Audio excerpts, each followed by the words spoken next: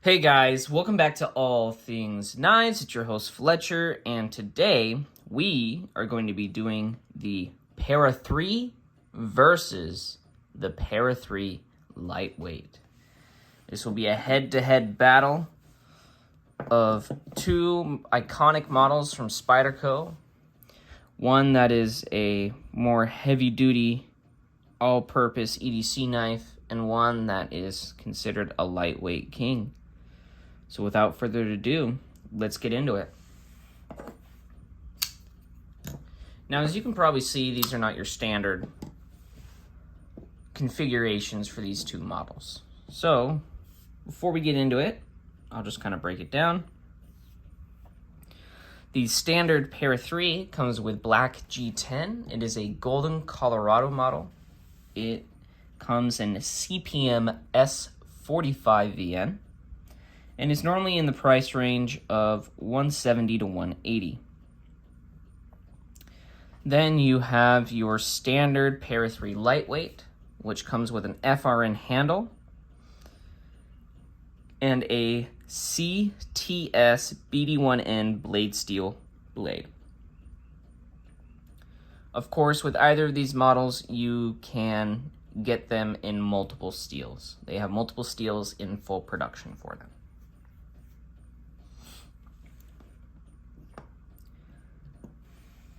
Now that we kind of know where we're starting, let's get into some of the specifics. So let's get into availability. Both of these models are full-time Spyderco production models, meaning you can get them just about whenever you want. You can go to any knife cutlery store online, pick one out, and have it shipped to your door in a couple days' time. Both of these models are also available on Amazon. But be careful when buying from Amazon. You can get some counterfeits. So in availability, basically matched. I would say they're even. The only time you'd probably find one out of stock is if it'd just been a while since they'd done a run and they just needed to do more, okay? Next, we're going to go to affordability, okay? Affordability. This will easily go to the Para 3 Lightweight because it is meant to be a cheaper, lighter version, more budget-minded version of the standard Para 3. So affordability is naturally going to go to the Para 3 Lightweight, okay? Let's get into our next category, which is performance. And performance can kind of be broken down into a few categories, okay? We're going to be talking about the steel and the performance of that on the standard model, the handle materials, and the overall ergonomics, okay? So first, let's talk about steel.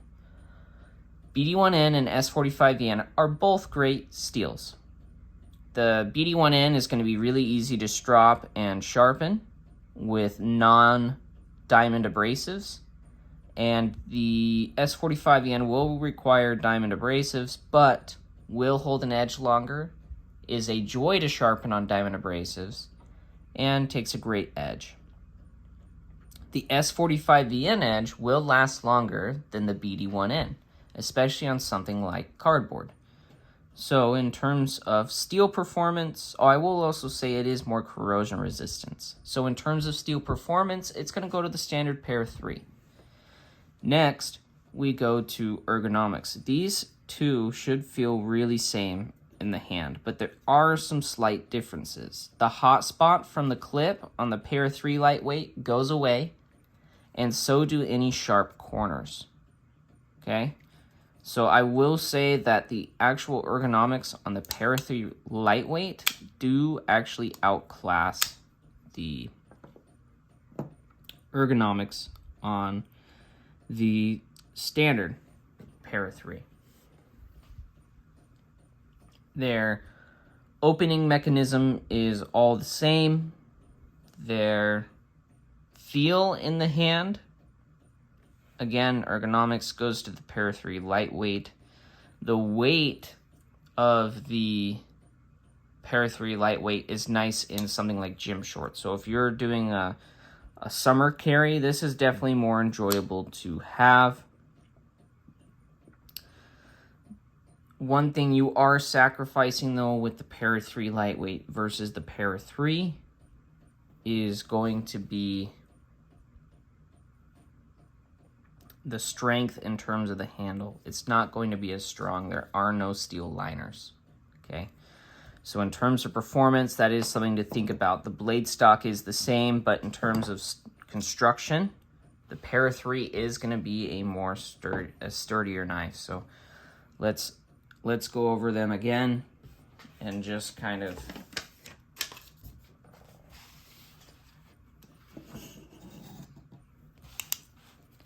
right. So if we have the Para 3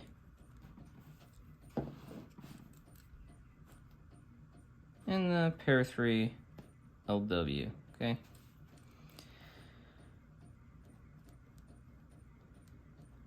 For availability, it's tied.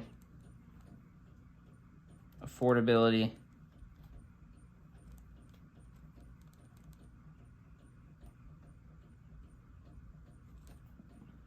is LW, okay? Steel goes to the Para 3. I will say weight,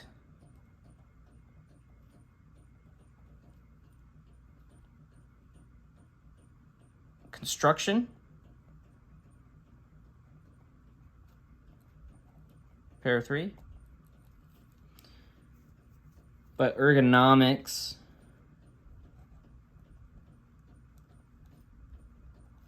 go to the lightweight. Okay, so as we can see, this is a slightly tipping in favor of the Para 3 lightweight here.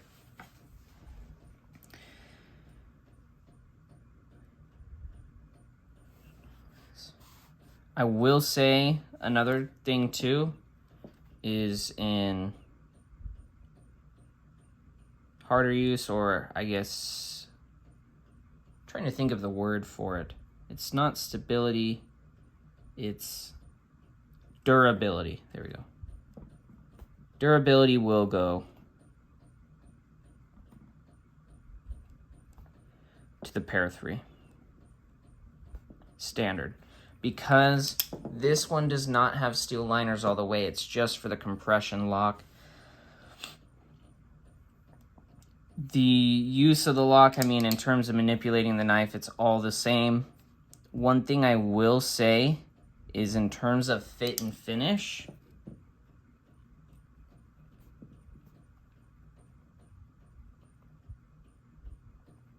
that's going to go to the Para 3 as well.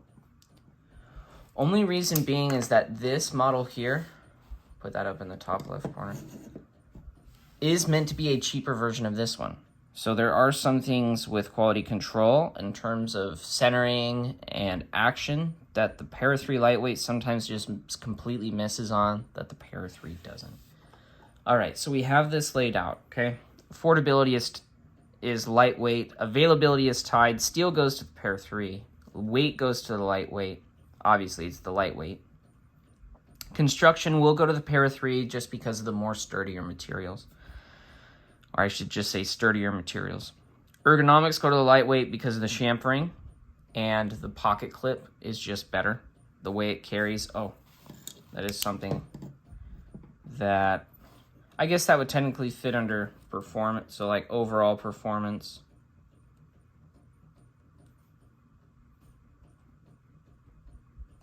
Overall performance is going to be a tie because weight goes to here, and then the way the pocket clip carries goes to here, but construction and durability go here, right? And they each kind of counteract. So they're kind of, it becomes one of those that for performance, it's a use case scenario, okay? All right, so now that we kind of have all those fields broken down, let's get into which one I prefer. For most days in which I'm EDCing, I actually do prefer just the standard Para 3 over the lightweight, but but because of caveat, there are cases in which the Para 3 lightweight I just like more. Like if, for example, I'm going fishing, the Para 3 lightweight is awesome for that because it's lightweight. The polymer grip does have, you know, plenty of traction on my hand. It's cheaper, so if I lose it in the water, it's not, you know, I'm out less money. But also the lack of steel liners means it is kind of just more corrosion. There's less to corrode on it. Another thing too is for taking this apart is way easier than this. So I should say maintenance actually does go to the Para 3 lightweight. But for most of my tasks, because the blades are the same, they do very well unless I'm going very hard or I'm going to be cutting continually for a long time. I do like the Para 3 lightweight over the standard one. I know I did give ergonomics to the lightweight, but the reason I said if I'm cutting for a long time, or what I should say if I'm doing a lot of hard cutting, I'll stick with this because of the durability. But if it's just my general EDC tasks, the Para 3 lightweight's really nice. It's kind of like having another option, right? Like I love the bug out, but it's not every use case scenario, right? It's kind of the same for this. Another thing too being, and it kind of goes back to when I was talking in my Delica video, there's something about G10 just makes it feel sturdy. And so for any harder use task, I'm immediately going to pick the Para 3. I like the durability and the fit and finish. I tend to get a little bit more for my money in the Para 3 in terms of the level of a knife I want, right? This is more affordable, but they do sometimes miss stuff that just makes you go like, why was that even sent out? You know, and it is meant to be a more budget model, so stuff like that happens. Another thing too is that for just real quick cuts, this is awesome, but you know, I did give ergonomics to the Para 3 lightweight, but after a long time cutting, these little ridges right here kind of start to dig into the hand, whereas on my standard Para 3, you know, these are a little square, but they don't quite dig into the hand, or neither does this little area here. It doesn't just get into my skin. And so for long-term cutting, I tend to like that, but if I'm gonna have a light, easy day, the Para 3 lightweight is really nice to have just because you shave the extra weight. It carries a little bit deeper. Both can take the 550 paracord. And so this is one of those ones where, because I just love the Para 3 in general, I would take either one. And most of the time in the Versus videos, I like to pick a winner. And that's kind of a hard one to do because these are basically the same knife. It just depends on your use case. And so what I will say is I do own more standard Para 3s than I do the lightweights. And I have more usage with the standard Para 3s than I do with the lightweights. And so because of that, I just know that this is more durable and I can rely on it more for more harder use tasks, or if I have a day at work where I'm not sure what it's going to be like, I'll take a standard Para 3 versus the lightweight, all right? And it's because of those reasons I think the Para 3 still wins. But like I said, for those of you looking for a good summer carry and you don't want to break the bank, or you want something you can give your kid, maybe it's not his first knife, maybe it's his second or third, you want it to last them a while, and you want them to kind of get into what a more premium knife is like, that's where the Para 3 lightweight shines. And it's a more throwaway knife in terms of it's just cheaper, right? I think for cost, these are like $120. I could be wrong. I haven't looked for a Para 3 lightweight in a while, but when I last bought one, they were at like $115. You know, so prices could have gone up. I know prices for the standard Para 3 did. But last time I bought one, they were about $110, $120, okay?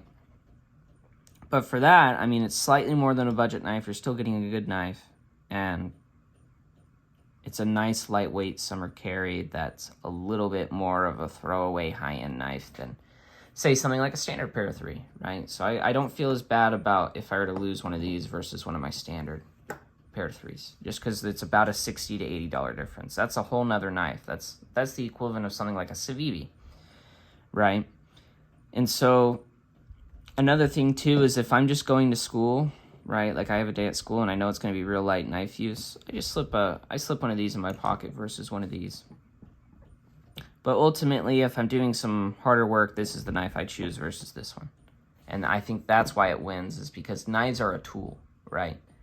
They're meant to be used, and they're meant to be relied upon. And so if there's any kind of qualms about whether or not you can rely on a tool, I think it kind of disqualifies it, okay? In terms of work and harder use, okay, I still have a lot of faith in the Pair 3 lightweight. It's just not my first choice if I'm doing harder work, right? Like if all I had was a Pair 3 lightweight, I'd be fine. I'd be more than fine. I'm not going to break the knife. I just know that I get a little bit more durability out of this material than this material in terms of how it wears, and with the steel liners, there's no chance of it kind of giving in on me a little bit. As always, guys, thank you so much for watching this video. If you guys like the video, go ahead and hit subscribe and that like button. If you have any questions, shoot them down below. Maybe you disagree with me, maybe you don't. Either way, shoot those comments down below. I love to hear from you guys. I think a little bit of dissenting opinion always creates a really good conversation and even lets me kind of rethink my stances on stuff. So I love hearing your guys' opinions. I love it when we're able to discuss topics. Thank you guys so much for watching. And if you guys haven't forgotten, I say this after each and every video, don't you guys forget to stay sharp.